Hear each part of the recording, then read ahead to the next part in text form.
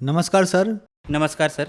Sir क्या नाम है आपका? मेरा नाम नीलमणि दास है। मैं जांजगीर चांपा छत्तीसगढ़ का रहने वाला हूँ और अभी फ़िलहाल गुड़गांव में एक यूएक्स डिज़ाइनर की पोजीशन पे कार्यरत हूँ। सर संत रामपाल जी महाराज से नाम दीक्षा आपने कब ली? मैंने संत रामपाल जी महाराज से नाम दीक्षा 20 मई 2014 को ली थी। सर संत रामपाल जी महाराज से नाम दीक्षा लेने से पहले क्या आप कोई भक्ति साधना भी करते थे? जी सर, मैं आशाराम से जुड़ा हुआ था। आशाराम जी की भक्ति करता था।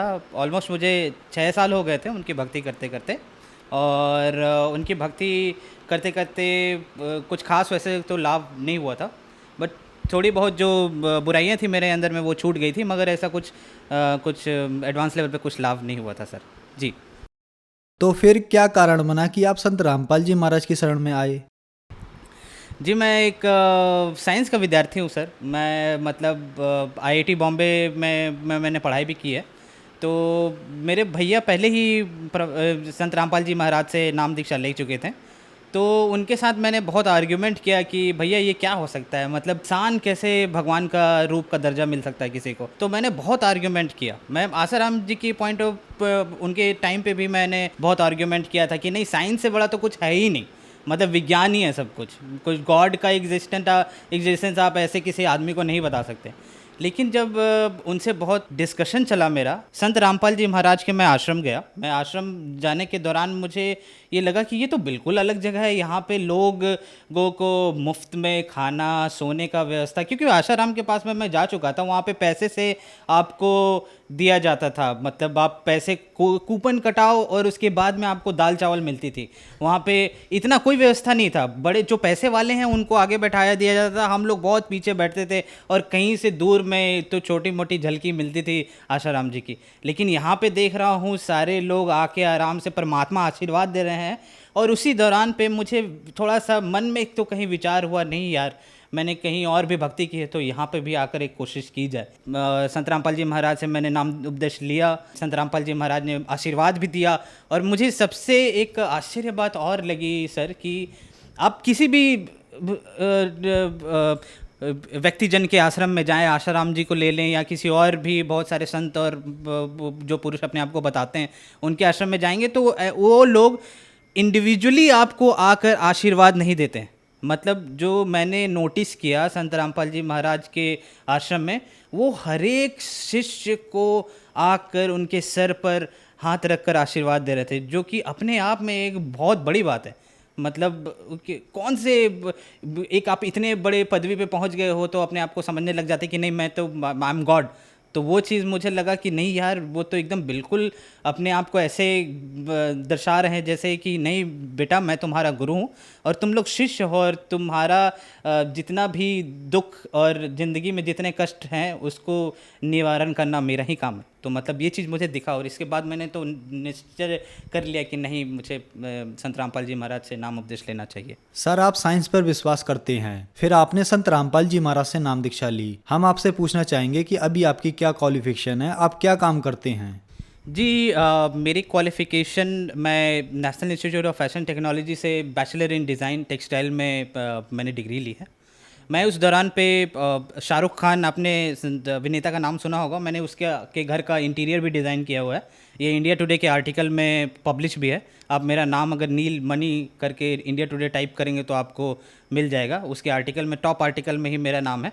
और उस वो शाहरुख खान के इंटीरियर करने के बाद बहुत बड़े बड़े डिज़ाइनर्स के भी साथ भी मैंने काम किया, जिनमें से मनीष अरोरा हैं और करण जौहर, वरुण बहल के साथ भी काम किया।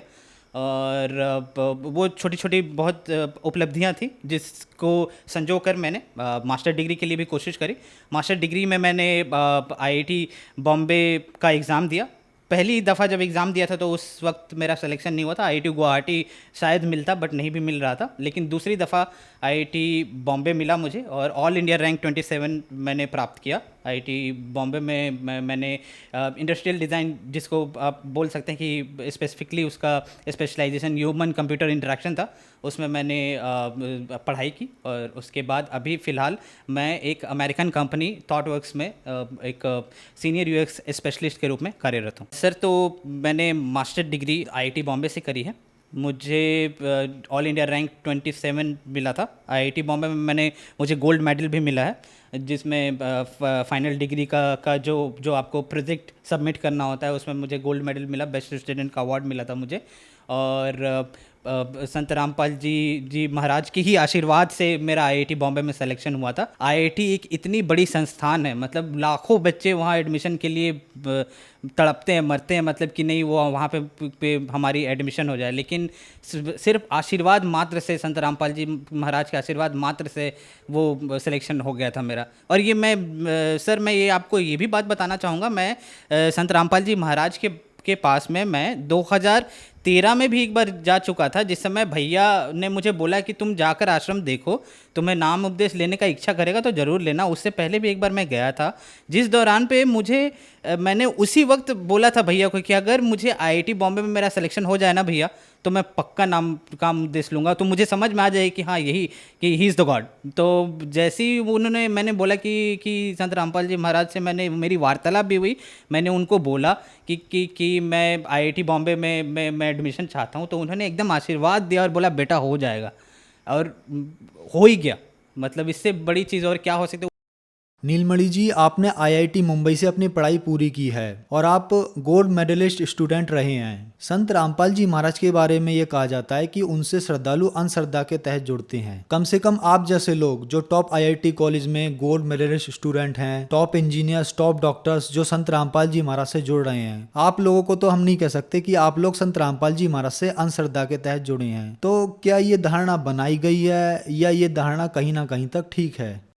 ये धारणा मुझे लगता है कि जब बरवाला कांड हुआ था उसके बाद में सोची समझी तहत एक साजिश थी। मतलब गवर्नमेंट ने बहुत अच्छे तरीके से प्री प्लान किया था मेरे ख्याल से कि संत रामपाल जी महाराज के जो अनुयायी हैं उनको ये बताया जाए कि अंधश्रद्धा से ये जुड़े हुए हैं, और उनके ज्ञान को भी अलग तरीके से पेश किया गया। बट मैं आपको बताता हूँ, आईआईटी के 70-80% स्टूडेंट को आप देख लेंगे वो एथीज़म की ओर जा रहे हैं, मतलब वो कंप्लीट एथिस्ट होते जा रहे हैं। उनको गॉड पे में यकीन ही नहीं है कि गॉड का एग्जिस्टेंस है, इसने इस पर्टिकुलर यूनिवर्स को किसने क्रिएट किया है। अरे भाई, आप बोलते हो कि ये गैलेक्सी इतना बड़ा है, मुझे दिखाई नहीं देता, इतना अभी तक आप मानिए सर कि जितने सारे आपके फिलोसोफर हैं, जितने सारे आपके साइंटिस्ट हैं, इवन आप बोलिए ना तो जो आईआईटी से मास्टर डिग्री लेते हैं उनको आप एक जूनियर साइंटिस्ट भी बोल सकते हैं, और मैं एक जूनियर साइंटिस्ट भी हूँ।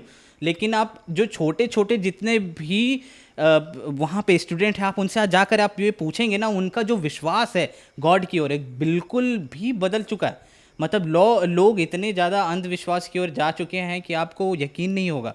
और ये संत रामपाल जी महाराज को इस तरीके से ठहराना, उन्होंने एक एक चीज़ को, हर एक शास्त्रों को खोल के, वेद को, सभी चीज़ों को बताया है कि कहाँ पे भगवान का जिक्र है और वो भगवान आखिरकार कौन है, और हमें किस भगवान का पूजा करना चाहिए, किस तरीके से करना चाहिए, और सही तरीके का गुरु कौन है। उन्होंने तो सिर्फ यही बताया। मेरे ख्याल से शायद ये चीज़ जितने भी और धर्म गुरु थे उनको पची नहीं होगी, क्योंकि उन्हें उनका जो व्यवस्था चल रहा है आजकल का, शायद हो सकता है कि जिस तरीके से ये ज्ञान प्रचार हो रहा था तो उनको लगता है कि शायद मेरा बंद हो सकता है, इसलिए उन्होंने इस तरीके का षड्यंत्र रचा। ये बिल्कुल, आप अगर खुद में पढ़े लिखे हैं, आपको साइंस पे विश्वास है, आप थोड़ा बहुत भी मेटाफिजिक्स या फिर आपको लगता है कि मैं अध्यात्म में बिलीव करता हूँ, तो आप किताबों को खोलिए, गीता को खोलिए, आप चारों वेद को खोलिए, पुराणों को खोलिए, जो संत रामपाल जी महाराज सत्संग में बताते हैं, सिर्फ आप उनको देखिए और समझने की कोशिश कीजिए, आपको बहुत परिवर्तन दिखेगा। आपको लगेगा कि एक्चुअल में सच्चाई क्या है। नीलमणि जी, आप हाईली एजुकेटेड पर्सन हैं, आप इन बातों को अच्छी तरीके से जानते हैं। लोग तीर्थों पर जाते हैं, गुरु बनाते हैं, भगवानों की पूजा करते हैं, टॉप इंडिया के हॉस्पिटल और विदेशों के भी हॉस्पिटल कह देते हैं कि आपकी बीमारी लाइलाज है, ये ठीक नहीं हो सकती। प्रूफ के तौर पर वो अपनी रिपोर्ट्स भी दिखाते हैं, और संत रामपाल जी महाराज उन बीमारियों को ठीक कर देते हैं। क्या कारण है? मुझे लगता है कि जो आजकल देखिए, बहुत सारे ऐसी बीमारियां होती हैं जिनको डॉक्टर भी बोल देते हैं कि ये मेरे से पॉसिबल नहीं है, ये ठीक नहीं हो सकता। मैं अपना ही एग्जांपल आपको बताता हूँ। मतलब मैं खुद भी ब्रोंकाइटिस का पेशेंट रह चुका हूँ, इन्हेलर था मेरे पास में, मैंने बहुत सारे डॉक्टर्स के पास गया हूँ जिस दौरान मैं अपने बैचलर डिग्री कर रहा था उस समय, और दिल्ली में पॉल्यूशन बहुत बढ़ा हुआ था, तो उस समय सांस लेने में बहुत तकलीफ़ होती थी। तो मुझे कहीं ना कहीं लगा, और भैया से मैं भी मैंने पूछा कि क्या करना चाहिए। तो डॉक्टर के पास तो जा ही रहे थे, लेकिन मैंने सोचा एक बार अरदास लगा कर देखें संत रामपाल जी महाराज से क्या होगा। जब जब अरदास लगाई तो एकदम से गायब हो गया। आज की डेट में मैं बता रहा हूँ आपको कि मतलब ऐसे बीमारी छू मंतर हुई जो डॉक्टर बोल रहे थे कि टाइम लगेगा, आपको इनहेलर ले लो और अलग अलग तरीके के टैबलेट्स दे रहे थे। आज जब संत रामपाल जी महाराज की इतनी दया हुई है कि मुझे तो दवाई हाथ लगाना ही नहीं पड़ता। संत रामपाल जी महाराज सिर्फ आपको मंत्र देते हैं, वो मंत्र और साधना को आप सही तरीके से जब करने लग जाएंगे तो ऑटोमेटिकली आपकी की जो जितनी भी बीमारियां हैं धीरे धीरे करके ठीक हो जाएंगे। और मेरे बहुत सारे ऐसे मित्र हैं सर जो आईआईटी में पढ़े हैं, और वो भी मतलब ऐसे अगरबत्ती वगैरह दिखाते थे, और मैं साथ ही साथ मैं अपना नित्य नियम किया करता था संत रामपाल जी महाराज का। तो वो लोग, उनको आश्चर्य होता था कि ये कौन सी पूजा की विधि है जिसमें कुछ जलाना नहीं पड़ता, कुछ करना नहीं पड़ता, एक आपने बस जोत जला दिया है, उसके बाद में आप बस उसको पाठ कर रहे हो, ये क्या है। तो मैं उसी तरीके से उनको समझाने की कोशिश करता था, ये जो आप कर रहे हो ये बिल्कुल आडंबर है, ये कहीं लिखा ही नहीं हुआ है। आप मुझे बताओ गीता में कहाँ लिखा हुआ है, किसी वेद में बताओ, पुराण में बताओ। और मैं यकीन मानिए, मैं जिस लड़के के साथ में आईआईटी रूममेट में था, मेरा जो रूममेट था वो रैंक 1 होल्डर था, मतलब ऑल इंडिया रैंक 1। तो वो बहुत बड़ी बात होती है। मतलब ऐसे लोगों के भी लोगों में आपको इतनी अंधविश्वास दिखेगी ना, जो कि मतलब जिसको देखा समझा ही नहीं जा सकता। तो मैं कहूँगा कि कम से कम आप संत रामपाल जी महाराज की जो पूजा विधि साधना है उसको समझिए, और जो जो उन्होंने गीता और वेद शास्त्र पुराण में जो बताए हैं कम से कम उनको फॉलो कीजिए, देखिए, सत्संग सुनिए, तो आपको समझ आ जाएगा।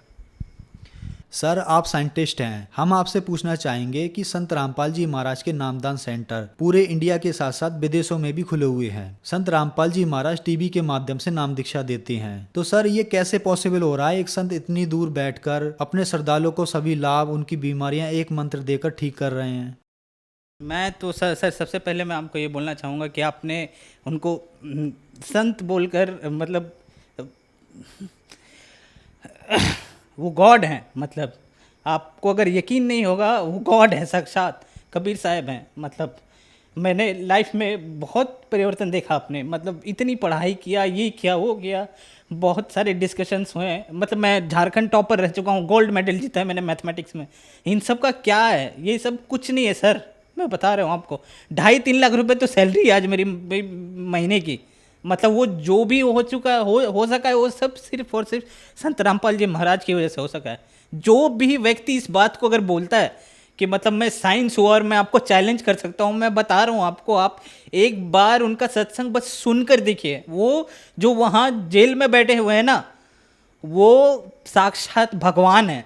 उन्होंने ये पूरा का पूरा, मतलब वो बैठे बैठे वहाँ कितने सारे जो जो भक्तजन हैं, जितने शिष्य हैं उनके, उनका हर एक लाइलाज बीमारी ठीक हो जा रही है। और मैं बता रहा हूँ आपको सर, मैंने तो गुरु जी को, संत रामपाल जी महाराज को उस वक्त देखा था, लेकिन जो जो भक्त आज जिन्होंने देखा नहीं है, मिला नहीं है, उसके बावजूद भी जिन्होंने नामदान लिया है, उनको इतना लाभ मिला है, आप यकीन नहीं मानिएगा। मतलब ऐसे ऐसे लोगों की मैंने शिष्यों की मैंने गाथा सुनी है, जिन्होंने बताया कि मेरा पथरी ठीक हो गया, मेरी ब्रोंकाइटिस थी वो ठीक हो गया, मुझे कैंसर का बीमारी था वो ठीक हो गया। ये सब सारी चीज़ें आप देखोगे तो आपको यकीन आ जाएगा कि ये संत नहीं है जिसको आप संत बोल रहे हैं। कबीर साहब भी इसी तरीके से आए थे, उनको भी इसी तरीके से डिस्कार्ड कर दिया गया था, अवॉइड कर दिया गया था। आप उत्तर प्रदेश में भी जाओगे तो मंदिरों के ऊपर में भी इस तरीके से मतलब उनका जिक्र किया था। उनको बस कवि के रूप में ही देखा जाता है, उनको एक भगवान का दर्जा दिया ही नहीं गया। मैं बोल रहा हूँ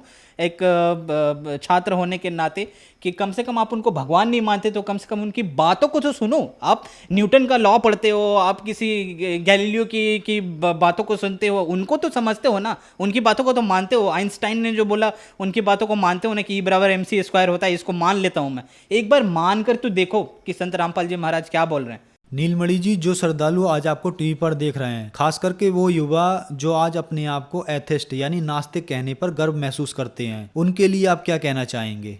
आजकल के बच्चों को क्या कहा जाए सर, मतलब उनका पता ही नहीं क्या फिलॉसफी हो गया है, क्या थॉट प्रोसेस हो गया है। भगवान पे विश्वास नहीं, शायद माता पिता का इज्जत करना भी भूल चुके हैं। मतलब मोबाइल फ़ोन में चिपके रहना, टिकटॉक पे वीडियोस बनाना, ये सब ऐसी ऐसी चीज़ें जो शायद इन यही चीज़ समाज की कुरीतियाँ आपकी ठीक हो जाएंगी। आप एक बार आकर देखो, संत रामपाल जी महाराज के आश्रम आओ। सर मैं आपसे बस इतना कहना चाहूँगा, संत रामपाल जी महाराज का सत्संग सुनो, चैनल पर सत्संग आता है, पीली पट्टी चलती है नीचे पर, उन पे फ़ोन नंबर दिए होते हैं, आप उन पे कांटेक्ट करो, कॉल करो, आपको आसपास के नामदान सेंटर का पता भी चल जाएगा और वहाँ से जाकर भी नाम उपदेश ले सकते हो। जब उनका ज्ञान समझ आएगा तो आप उस फ़ोन नंबर पे कांटेक्ट करके निःशुल्क पुस्तक भी मंगवा सकते हैं। पुस्तक को पढ़िए, पूरा का पूरा मिलान कीजिए बुक बाय बुक, जब आपको समझ आ जाए तो आप नाम उपदेश ले सकते हैं। धन्यवाद जी। सत साहिब।